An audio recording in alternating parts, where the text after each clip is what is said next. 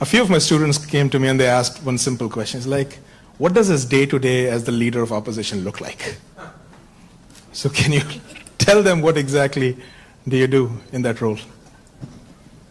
Yeah, first, thank you very much for coming here. It's an honor for me to come, and lovely to see so many people from back home, so many students.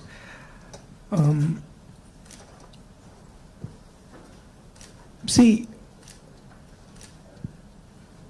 opposition, at its heart, is the voice of people. So,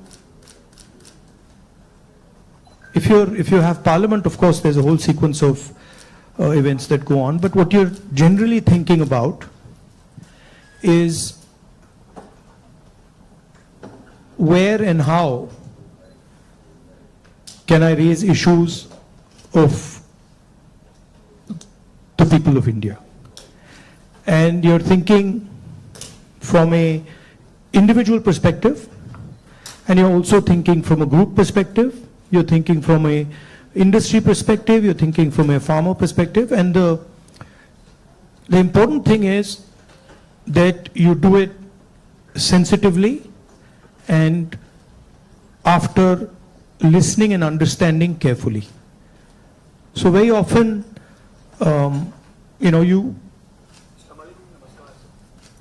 you see an issue in the beginning.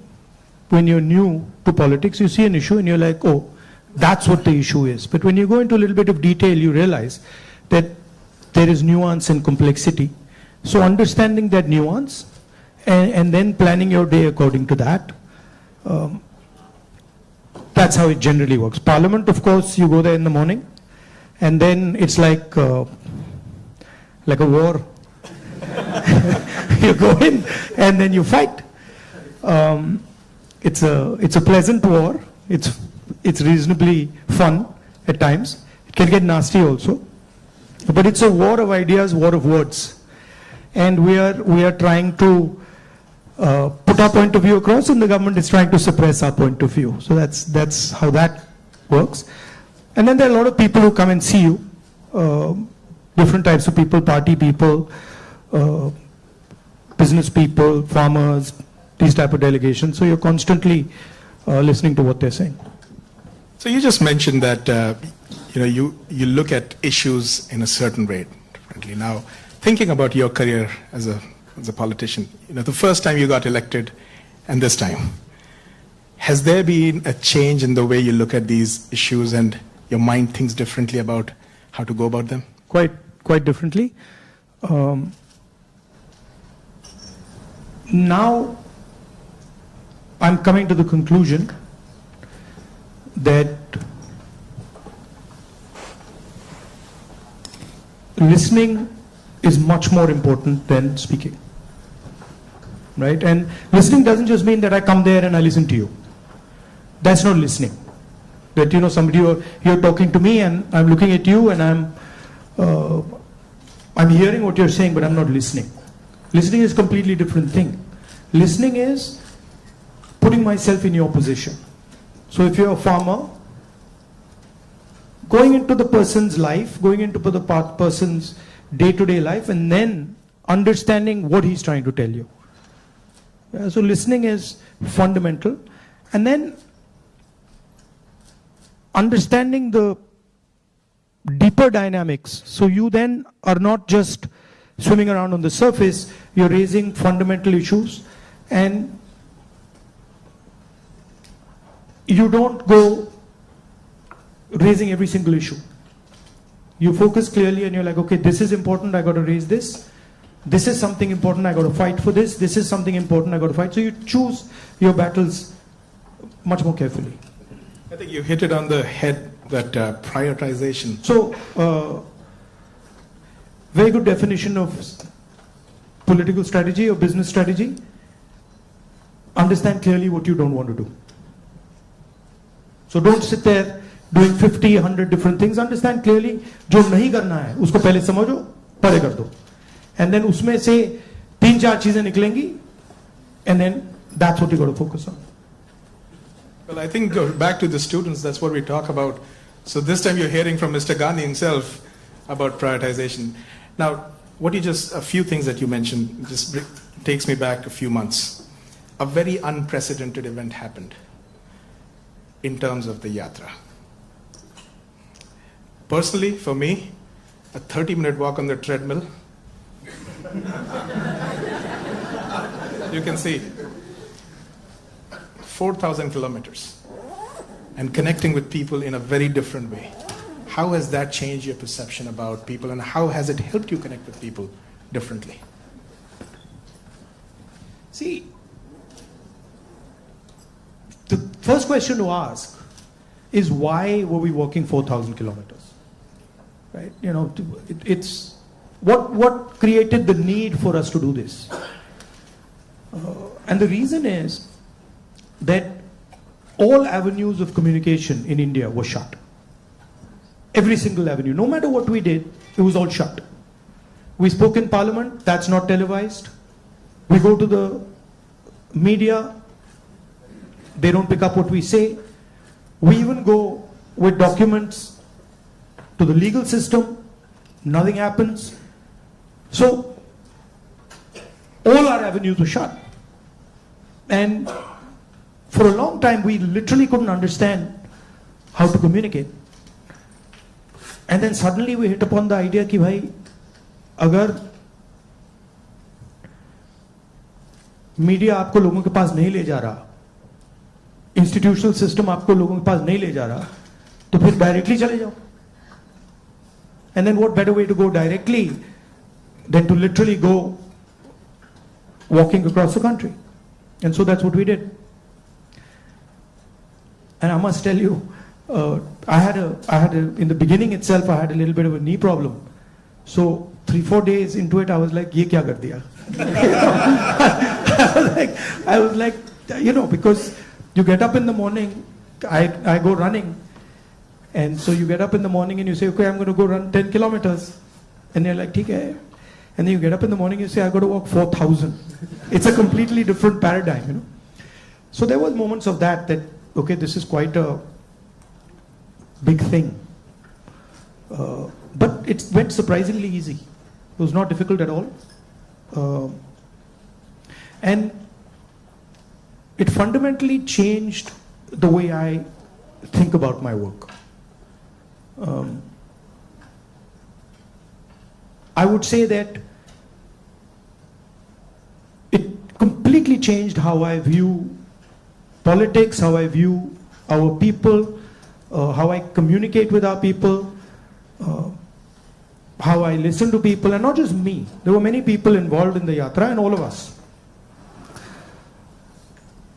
And to me, the most powerful thing that happened organically, on its own, we didn't actually do it, it just happened, was that we introduced, certainly for the first time in India, possibly for the first time in many, many countries, the idea of love in politics. And this seems strange, you know, it's a strange thing, because you look at the political discourse in most countries, and you will never find the word love in that discourse. It just doesn't exist anywhere. You'll find hatred, you'll find anger, you'll find unfairness, you'll find corruption, you'll find all these words. But you will never find the word love in the language. And the Bharat Jodo Yatra actually introduced that idea into the Indian political system. And it has amazed me how that idea has worked. So now when you reflect on the yatra, you think about, you know, some of the key moments that happened. Is there any like an aha moment that you want to share with us that you never expected it to happen, but it happened in a positive way? I'll tell you what I realized. And many of you people who are in business school and other public facing spaces, I realized that actually when I was in the yatra, the yatra was speaking on its own. So I realized that I was there, but pretty much everything that was coming out of my mouth was actually coming from the yatra, not for me. Right? So there was thousands of people, they were telling me things, it was going, I was listening to them, they were telling me things, and then their words were coming out of my mouth. So I was not communicating as Rahul. I was communicating as the yatra was communicating. And it took me a little while to figure this out, because first I was like, oh, I'm giving a speech. And I have this idea. And I'm going to say this. But then suddenly it started to occur to me that every single thing coming out of my mouth is actually things people have said to me. And the most beautiful example of this was this slogan that came, which is, Nafrat ke bazaar mein mohabbat ki dukaan khol rahe ho, right? Now you're clapping, but the slogan did not come, it was not my slogan, right? It was not even a slogan of the organizers. It was a guy who came, I saw him, and he was walking with us, and there was a rope which used to surround us, and he was trying to come in, and he couldn't come in. The police would beat him. So I saw him once there, then I saw him somewhere else. And then I told Alankar, who's standing there, I said, Dekho, usko le aao. So anyway, Alankar went looking for him, he had disappeared. Then after some time he came out, he charged through the police, and then he pointed at me like that. And he said, मैं जानता हूँ आप क्या कर रहे हो, मैं जानता हूँ आप क्या कर रहे हो. So I said, क्या कर रहा हूँ? He said, आप नफरत के बाजार में मोहब्बत की दुकान खोल रहे हो. Right? So then I realized that this is not me. This is the sentiment of the crowd that is speaking. And so that would happen again and again. It would happen sometime. Once it happened when a woman came up to me, held my hand, is walking. And I could feel that something was wrong with the way she was holding my hand. So I said, क्या हुआ? She said, वो मुझे मार रहा है. I said, कौन मार रहा है? He said, मेरा पति मार रहा है. तो I said, मतलब? She said, नहीं, वो अभी मुझे मार रहा था, मैं भाग के आई हूं. So I said, तो क्या करूं?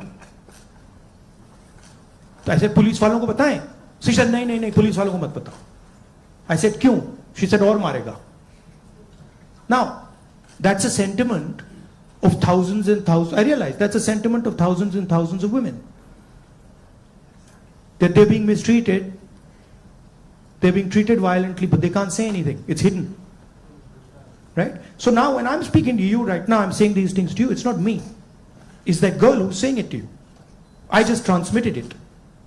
So that's the job, in my view, of a politician. Is to listen to sentiment, to understand sentiment deeply, and then to give it to other people, right? Like I can see the faces here of the women versus the men, and when I'm saying that, I can see the faces of the women are different. They're reacting completely differently to what I said because they're understanding that. They're like, oh yeah, I've been through that before, right? So that's the idea. The idea is not that Rahul Gandhi has some fantastic vision for the country, and now he's going to project the vision to the country. The idea is, what is the country saying? What is the country feeling? Right? So, in our system, I always used to wonder why this idea of sort of annihilation of the person. You know, if you look at Mahatma Gandhi, you see him in a sense destroying himself.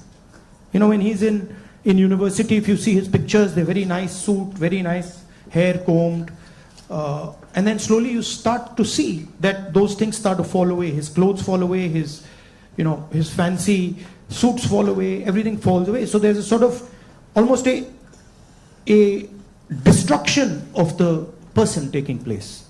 And you can see this in many of our leaders. And the reason it's happening is because the person is actually dying.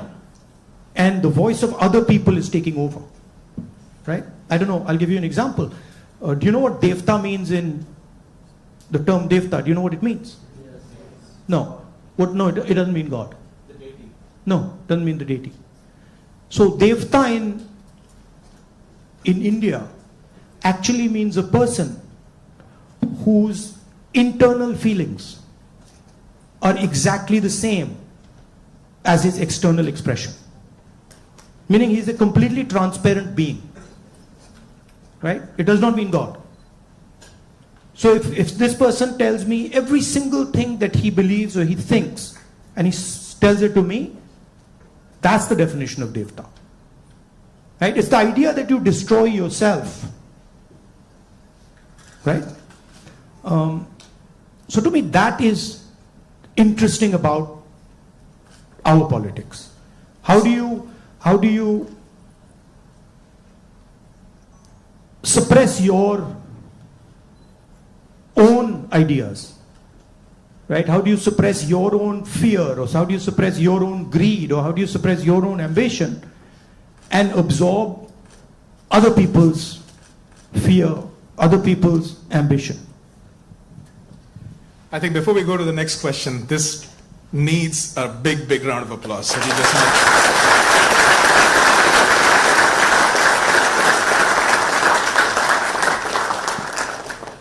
If you look at our big leaders, and historically, and you can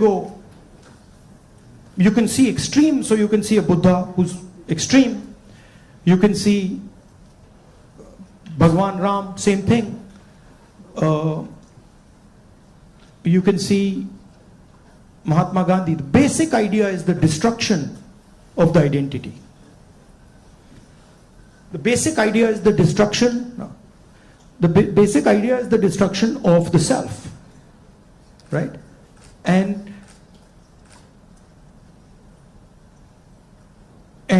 listening to what others are saying. So to me, that's Indian politics. That's the heart of Indian politics, and that's what an Indian leader is. That's how an Indian leader is different than, say, an American leader. An American leader will say to you, listen, we got to go there. I'm going to take you there. Promised land, let's go. Indian leader attacks himself. Gandhi essentially attacked himself. Totally different concept. In some words, in some ways, Bharat Jodo Yatra was an attack on myself. 4,000 kilometers chalna hai, risk hai, goli lag sakti hai, chodo. Let's see what happens. So then that generates a completely different way of thinking and a completely different relationship with people. You know? Idea of Shiva, basically. When they say Shiva is the destroyer, what is he destroying? Himself. That's the idea. Right? He's destroying his ego, he's destroying his structure, he's destroying his beliefs. So Indian political thought, Indian political action is all going inwards. But I mean, I think we might be getting too philosophical. So a good scientist is also that. I agree. Or a good engineer is that. Good yogi is that.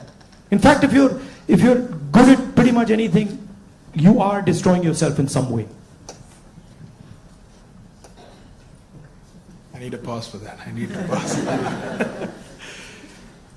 One of the important threads in this fabric that we talk about is the youth, and they have a very strong role to play. And especially when you look at US and India, and I see all the students that come in, one of the greatest joys for us here is to work with our students. They just energize us beyond limits. More than 300,000 of them are in the US. About 4,000 of them from India are here at UTD. Where do you see them playing a role in the large scheme of things that India is poised towards? These ambassadors who are sitting here, and of course there are some who have come before and are doing great things here in the US.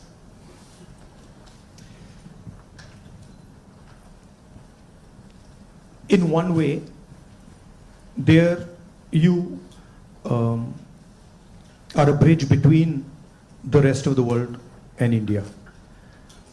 So you have ideas and values that you bring to the United States. And often often those ideas and values might not be understood so easily in the United States, right? There's a different cultural ethos, different cultural system here. But your ideas are as valuable as anybody else's. In the same way, they also have a culture, an ethos here.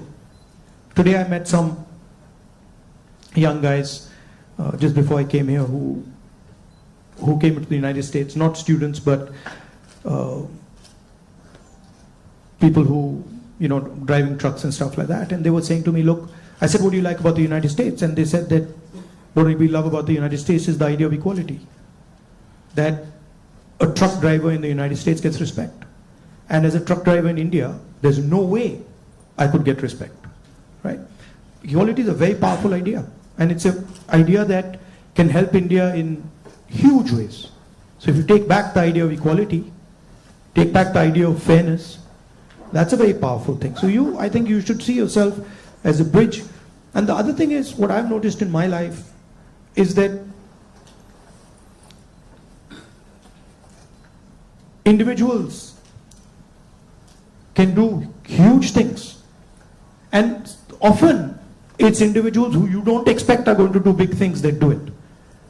So system will say to you, university might say to you, these are the best students. And you'll find that actually the guy who's going to make change is sitting somewhere else in the back. And the university has a way of, making that person feel uncomfortable and said, you're not doing well, your grades are not, you're not getting a 4.0. And then suddenly you find the guy who's not doing so well has done much better in life because he's into the habit of questioning things, asking himself, why is it like this and not like that? And sometimes institutions don't react well to that. If they see you always asking questions, they might say, yaar, disturb kar raha hai isko, chup karo, piche beto, piche bhejo. So that idea of questioning, that idea of resistance, that idea of being a little disruptive, disturbing a little bit, this is a very powerful idea. I use it in my work also. The idea of creating a disturbance. Bharat Jodo Yatra was a disturbance. Politics is going on like this, let's disturb it. We don't like the way it's going on, we want to do it like this. So I think that's powerful. If you understand the culture you're operating in, understand your culture, and then have this sense of, how can I do something to bridge it, how can I do something to disturb it, it's powerful.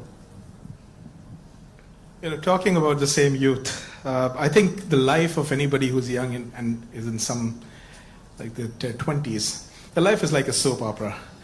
Every day there is a new challenge, there is something that is... It's the life of somebody who's in his 50s, 60s, 70s. The soap opera continues. It's not that the soap opera stops at 30, yeah? Let me tell you. In fact, in many ways, the soap opera becomes much more dramatic later. Multiple soap operas start up. But so they have concerns. They have concerns about doing well in life. They're starting off maybe a professional career. They have questions about whether they'll do well or not. Employment also happens to be a key area and I feel across the world right now the youth is kind of rippling through that, a phase where there are questions about where they will land professionally from an employment perspective.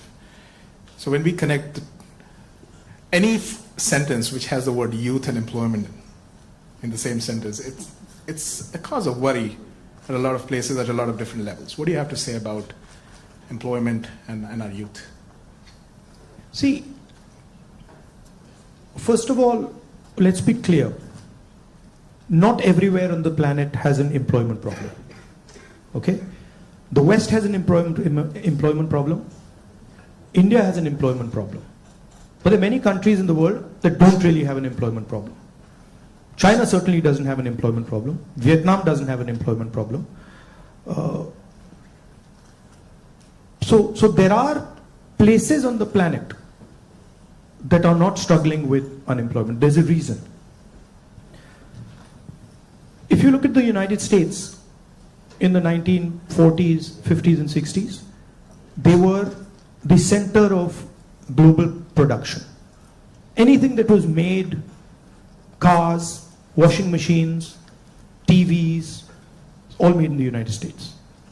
production moved from the United States, it went to Korea, it went to Japan, eventually it went to China.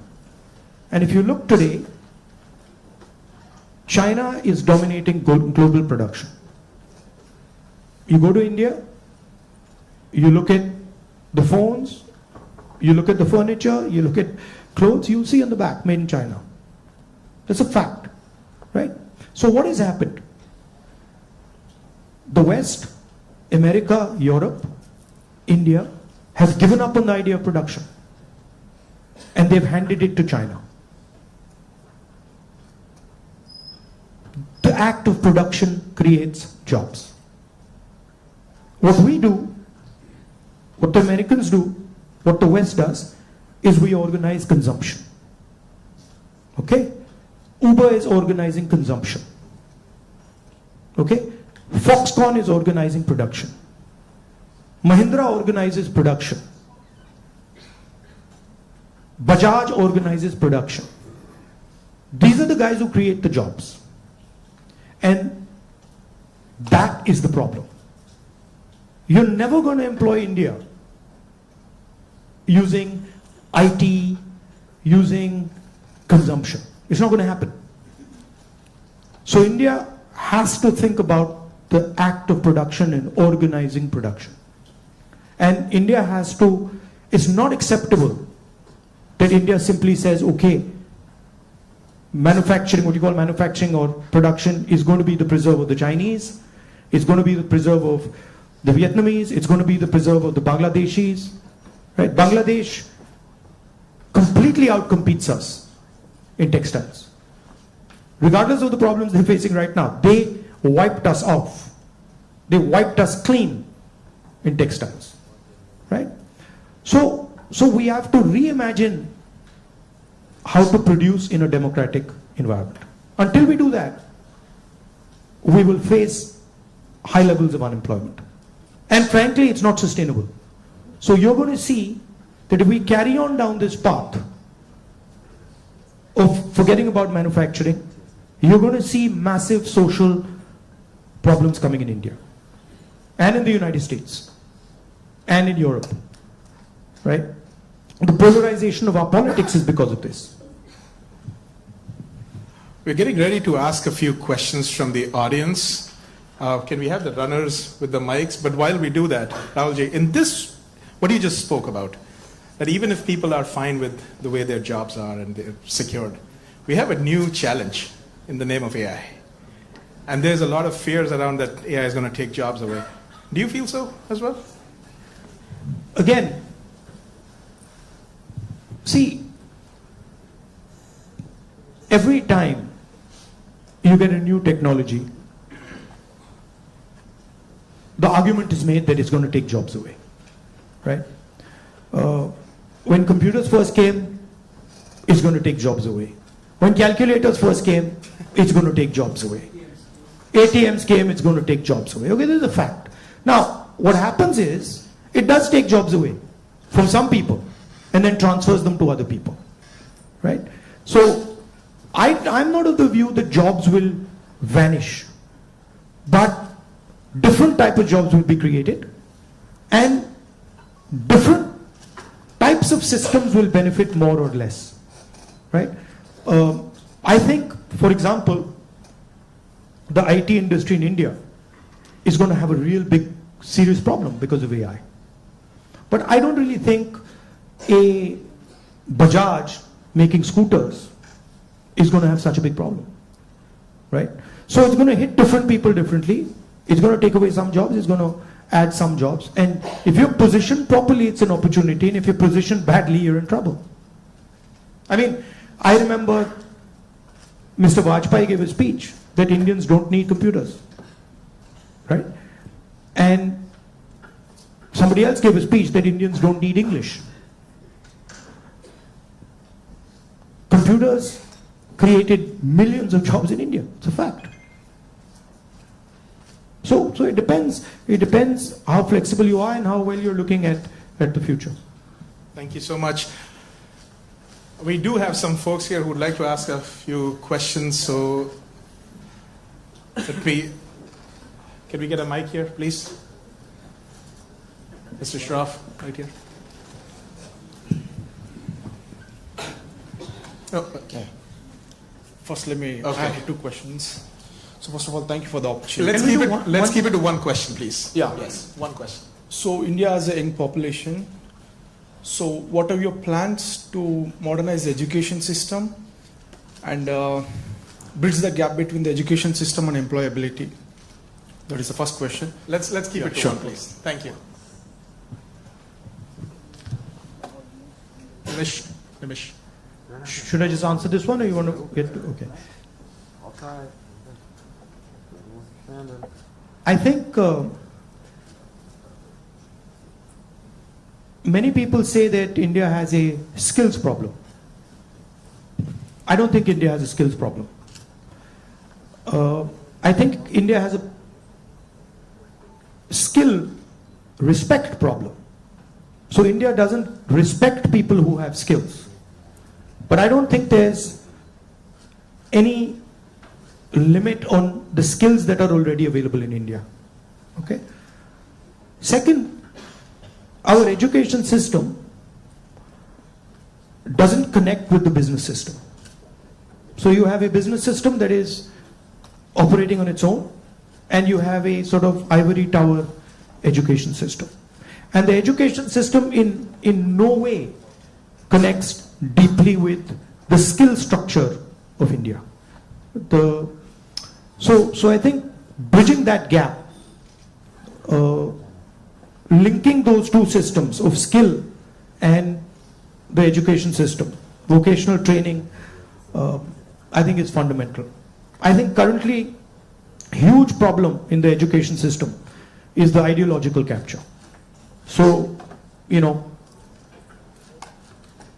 feeding ideology through the education system.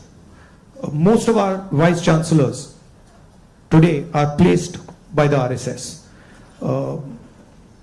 It's an organization that has a very particular perspective on life, on history, on the future. That's really damaging. Having one organization that is placing all its people in our education system, I think that's damaging. So ensuring that people who run our education system are independent, are not, you know, ideological, or are not committed to sort of a particular way of thinking, I think is important. Thank you. Dr. Gupta. Rahulji, I have a question. What's your vision of creating growth in the industry, manufacturing? No, I don't see. Again, what I think is not as important as what the large mass of Indian people think, right? One problem that you simply cannot solve if you continue on the direction we're on is giving our blue collar workers jobs. You simply, if you carry on this road, you simply cannot do that, right? The only way you're going to give our large mass of people jobs is if you start producing things, if you start manufacturing. And the foundation of manufacturing, you don't just start manufacturing cell phones, right? It is a sequence, right? So you have to go up the value chain if you want to manufacture. A lot of people say, oh no, you can manufacture cell phones directly. Well, cell phones are not being manufactured in India. Cell phones are being assembled in India. It's a different thing. Meaning components are coming from China and those components are being assembled in India, right? The reason China can develop those components is because they have a huge infrastructure that has manufactured many different things, many different types of things before. So you cannot get away from that basic stuff. And I think you have to have a vision for production. For example, our GST is designed against production. It rewards consumption, it punishes production. States that produce are harmed, right? Large monopolies huge monopolies harm production, right? They influence the policy regime so that players cannot produce. So these are some of the things that you would have to look at if you want India to start producing. I'm convinced India can produce with no problem. I'm convinced that India can take on China if you start aligning the country for production and if you start respecting skills. I'm absolutely convinced of it. And states like Tamil Nadu have already shown it. Right? It's not that Indian states have not done it. Pune has shown it, Maharashtra has shown it, Tamil Nadu has shown it, Karnataka to an extent has shown it. Right? So it is being done. But it's not being done at the scale and with the coordination that it needs to be done. I'll give you an example. You take any district in India, you will find that there is a historical network that produces there. You go to Moradabad, you will find brass, right? You go to Mirzapur, you will find carpets. You go to Bellary, you will find jeans. So each district has a traditional network of production. Now, how much support are those people getting? You want to create a brass industry, create it in Moradabad. Open the banks to them, infuse technology, support them, and I guarantee you, they will take on China. Right? And you can do it in every district. You support the Bellary jeans industry, you put in a couple 100 crores into that thing, you open the doors of banks to them, I guarantee you they'll get to work. Right? But currently, I mean, a simple statistic, 16 lakh crore rupees of bank loans have been forgiven to 25 people. 25 people. Right? Do you realize how many industries you could set up with that? And they've just been forgiven. Right? When we forgive farm loans and we say, okay, we're going to forgive 70,000 crores for all India's farmers, the press suddenly jumps up and down. And 16 lakh crores have been forgiven without a word. And whose money is it? It's taxpayers' money. Where's it come from? It's come from your pockets. So why should 20 people get this massive free gift? Why should one person, suddenly have all the ports, all the airports, all the defense contracts? What is happening when you do that? You're taking away money from people. Instead of having one business that runs all the airports in the country and one business that runs all the ports, you could have 10, 15, 20. Right? So it's all destruction of economic activity. Thank you. We can take something on this side. Can we have the mic? Can we please have the mic here? Rakshit, go ahead.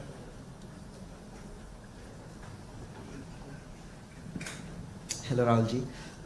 My name is Rakshit. First of all, thank you so much for being here. We feel so privileged. So my question is, how do you think we as students and youth contribute to and get involved in public service and the development of our country? Come and work with us. We can show you. But realize that neither is it easy, and it's not fun all the time.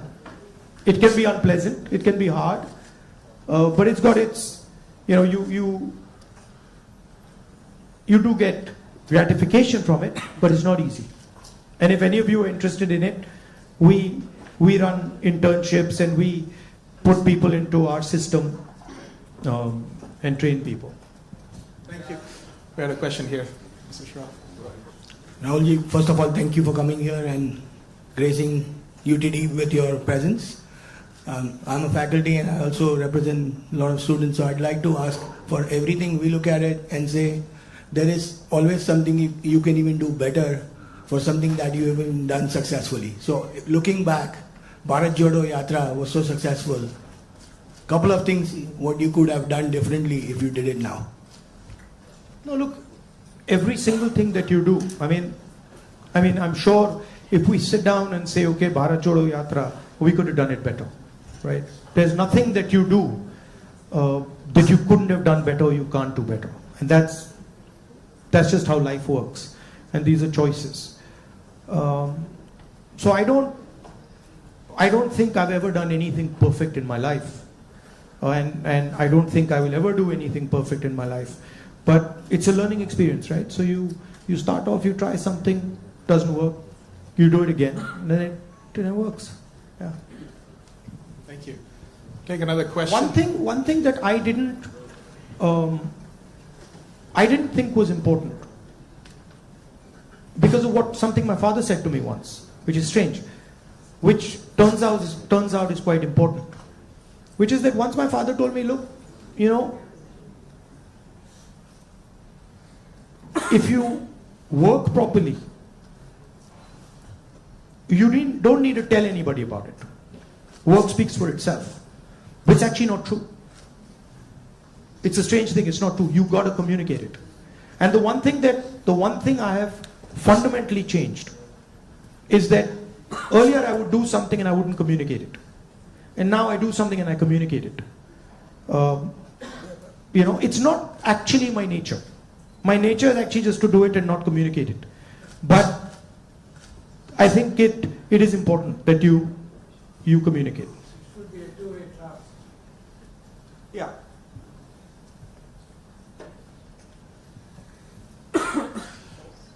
All right. Yes, let's go there. Can we have the mic? My eyes feel like a lot of machine right now. I'm trying to pick up which one I see. Where is the mic? Jitesh? Go ahead.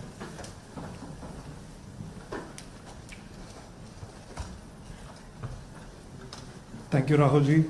So, as my friend Rakshit was saying, like public into service or public into politics, which one you prefer? Like one Indian youth should be more into service or like complete into politics?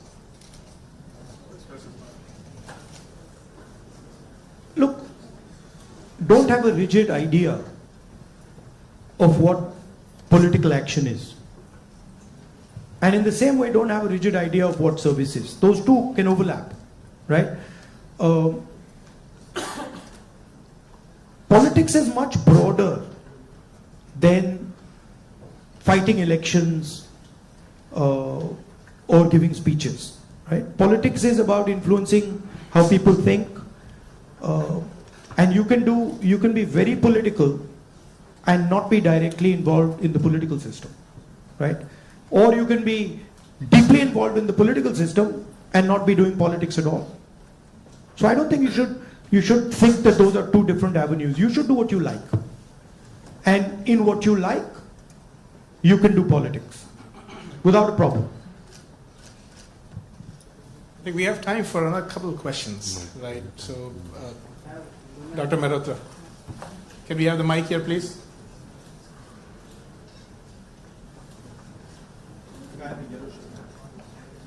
I'll get it.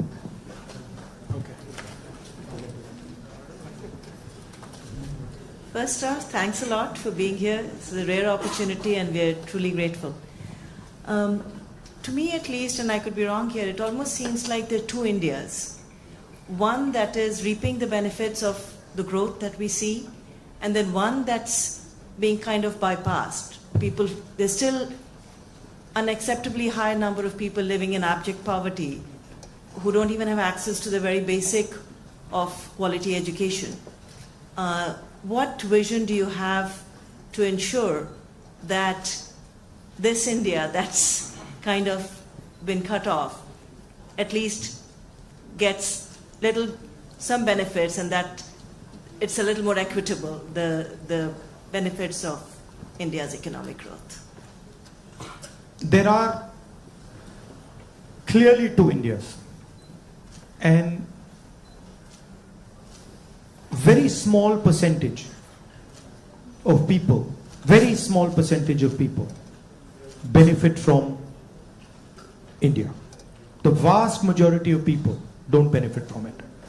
And if anybody talks about building a country, talks about progress, You simply cannot ignore this fact, right? If you look at our institutions, our businesses, our legal system, anywhere, you will find that it's captured by a very, very small percentage of people.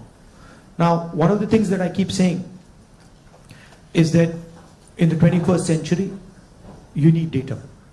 And you need to understand the extent of this capture. I think when people actually understand the extent of this capture, they will be shocked, right? And so, for example, the idea of a caste census is a way of shining the light on this capture, right? It amazes me when people say, oh, there shouldn't be a caste census. It's like saying his leg is broken and there shouldn't be an X-ray. Why not? Right? What's the problem? What's the problem with an X-ray? Second thing is the issue of skill, right? You've heard of the Eklavya story? You've heard of the Eklavya story? Yes. If you want to pin down what is happening in India, it is millions and millions of Eklavya stories every single day. The people with skill, their thumbs are being cut off. They're not being allowed to operate. They're not being allowed to thrive. And it's happening across the board. So, respect for skills, supporting skills financially through technology, that's how you'll unleash India's power. You're not going to unleash India's power by empowering 1%, 2% of India. And, it's not interesting for me. So, I'm very passionate about this. I'll give you an example. Sometime back, when we were in government, we were talking about skill development. And the gentleman who was running, he was appointed by Manmohan Singh ji for skill development. He came to see me. And we were having a conversation. And he was explaining to me how he was going to build ITIs. And he was going to put trainers inside ITIs. For plumbing, for hair cutting, for carpentry, for stuff like that. And I was listening to him. And I asked him a question. And what I said was, look, you're building these ITIs. And I gave him an example. I said, let's say you want to train 1 million barbers. Now in your model, what you're going to do is, you're going to have these ITIs, 1,000 of them across the country, and you'll train these barbers. But that's not where the barbers' skills lie. That ITI is not where the barbers' skills are. The barbers' skills are with the barbers. So I said to him, why don't you do this? Why don't you set up certification centers? And then go to every single barber in India and say, listen, this is what we'd like you to train. For every guy you send to our certification center, we'll give you X amount of rupees. So let's say you have, 1 million barbers in India. And you go to 1 million barbers and you say, listen, you guys have the skills. We want to train barbers. And now start training barbers. And for every guy you train, send him to the certification center. And the moment we find that he's certified and he has been sent by you, we pay you.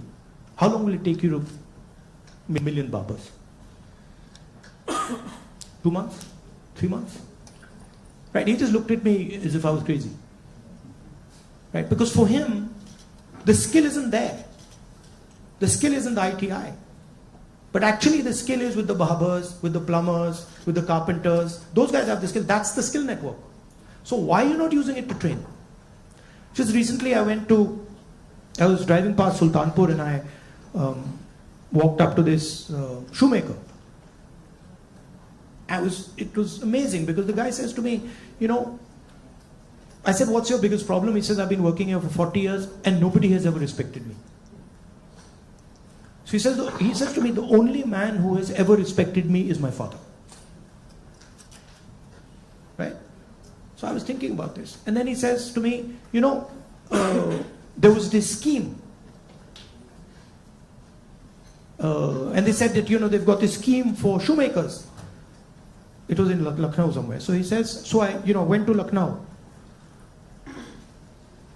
And I said, so what did they do? They said they're going to teach me how to make shoes. He says, but I've been making shoes for 40 years. And I could teach those people how to make shoes. Right? So it's a fundamental disconnect with where the skills are. There's no shortage of skills in India. There's shortage of respect of skills in India. So you want to find the best carpenters in the world, they're sitting in India. But nobody respects their skill. Nobody actually tells them, we believe in you and we want you to build something. Right? So you can't build industry without respecting skill. Thank you. Maybe we are in time for one last question. So the lady here in the stripes, can we mic to her? And I request our ISA officers to come on this side, please, on the stage, while we do that. Go ahead. So as we all know, the female labor participation in India is quite abysmally low, and no country can ever progress or become developed with only 50% of their population working. So what would Mr. Gandhi's plan be for increasing our labor participation of women? And not just labor participation. It starts with a bad attitude that Indian males have towards women. And I don't mean every single Indian male, but a large number of Indian males' attitudes towards women is just, it's ridiculous, right? So it starts there. And it's a particular way of thinking about women. And we see it in the political system, we see it in the business system, we see it everywhere. So I'm very big, number one, on political participation of women. Reservation bill to start with. Ensuring that women get into business. Ensuring that women are supported financially if they want to open their business. And then making sure that it is made easier for women to participate, right? Women have their own particular issues that you need to take care of before they can start to participate. So I think the first thing is of thinking of women the same way you think of men, right? That they can do anything men can do, if not better, and that they are equal and better in many, many things. Yeah. Also, by the way, this is part of the ideological fight between the BJP and us, right? The BJP and the RSS believe that women should be restricted to a particular role. They should stay at home, they should cook the food, they should not talk too much, right? And we believe that women should be allowed to aspire to whatever they want to do. Well, Mr. Gandhi, if I just say that it was great having you on campus, that is a big, big understatement. But can we give him a round of applause?